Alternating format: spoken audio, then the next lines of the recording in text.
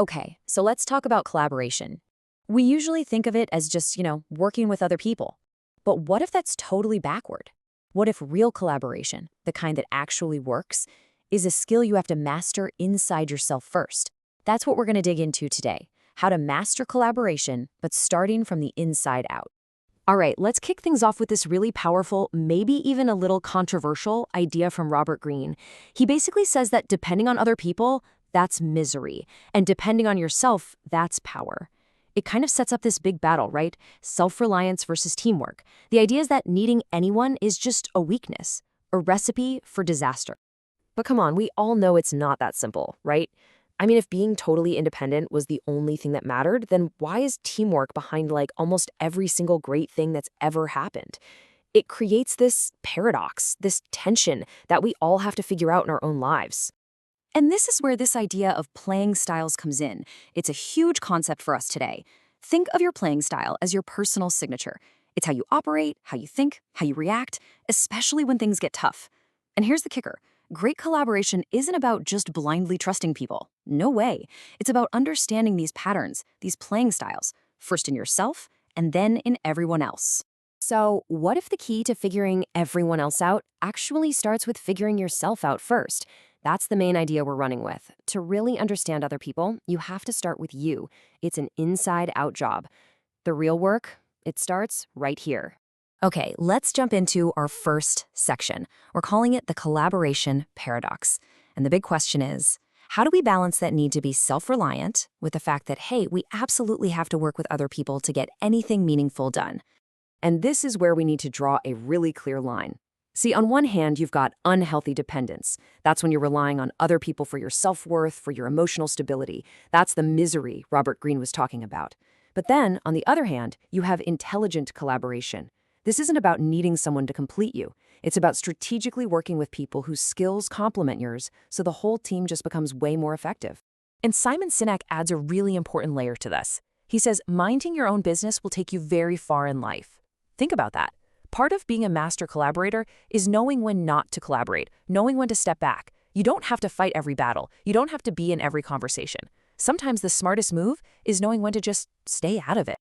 Okay, so if understanding our own playing style is the most important thing, where on earth do we even begin? Well, that brings us right to our foundation. We have to start with ourselves, with building some serious self-knowledge. And the Stoic philosopher Epictetus gives us a fantastic place to start. He asks, what am I? A rational being. What then is demanded of me? Meditate on your actions. This isn't just some dusty old philosophy, you guys. It's a command.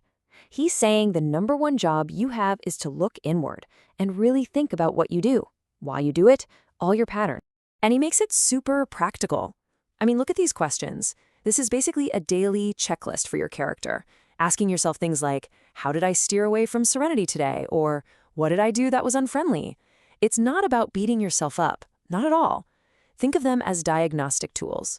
They're helping you get a clear, honest read on your own playing style every single day.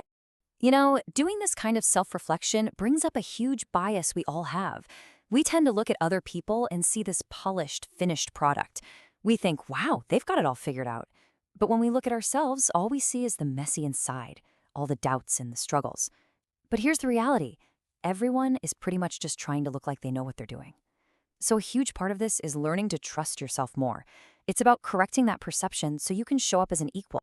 Now, all this self-knowledge stuff isn't just something that happens in your head. It shows up on the outside in everything you do. Which brings us to our next big idea. Your character is your playing style. Even the Roman Emperor Marcus Aurelius knew this. He said real success comes from good character, good intentions, and good actions. It's not about being clever or having the best strategy. At the end of the day, your playing style isn't about the values you say you have. It's about the character you reveal through what you actually do. And this character, it shows up in the smallest moments. Just take a simple apology. When someone says, I'm sorry, but, what are they really doing? They're deflecting. That's a playing style. But a clean, simple, I'm sorry, that shows ownership. It shows character. And that's what builds trust. It really is that simple and that powerful. And if you need a cautionary tale, just look at the story of Seneca. Here was this brilliant Stoic philosopher, right? He wrote all this amazing stuff about virtue and character, But he got seduced by power and money, and he ended up compromising everything he believed in while working for the tyrant Nero. His own life became this broken parable. It's such a stark warning about how easily outside pressures can just destroy your character. It proves that your actions, your real playing style, will always speak louder than your words. Okay, so we've established the character is the foundation, but what are the actual skills we need to build on top of that? Well, this next section is all about that. We're going to break down 3 core capacities that really define a mature, effective playing style. These 3 ideas actually come from the story of Siddhartha. First up, I can think. This means you can make clear decisions, even when everything is going crazy. Second, I can wait. This is about having patience, playing the long game, not needing instant results. And third, I can fast. This is about resilience. It's having a high tolerance for pain and the ability to bounce back when you get knocked down. Seriously, just think about it for a second. Wouldn't you want to work with someone who's mastered those 3 things? Absolutely. All right, so how do we actually build these skills? This isn't something you just learn overnight. It's not a one-time fix. This brings us to the final and maybe most important piece of the puzzle, the daily practice. There's this lyric from the band The Head and the Heart that just nails this feeling we all have. The world's just spinning a little too fast, right? We're all just so overwhelmed, so busy, constantly putting out fires. And when you're living in that chaos, there's just no way you can understand your own playing style, and you definitely can't understand anyone else's. But there's an ancient solution to this modern problem. Marcus Aurelius, again, he knew all about the pressures of a chaotic world. I mean, he was running the Roman Empire. His solution wasn't to run away from it all. It was to find moments of stillness inside of it. And that is the practice.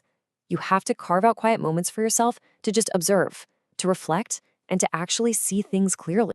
And he throws down this challenge that is just so powerful. You could be good today. Instead, you choose tomorrow. We do this all the time, don't we? We put off the hard work of looking at ourselves. We say, oh, I'll start that tomorrow. But mastery isn't built tomorrow. It's built in the thousands of little choices we make today. And if you want to get better, you have to adopt this mindset.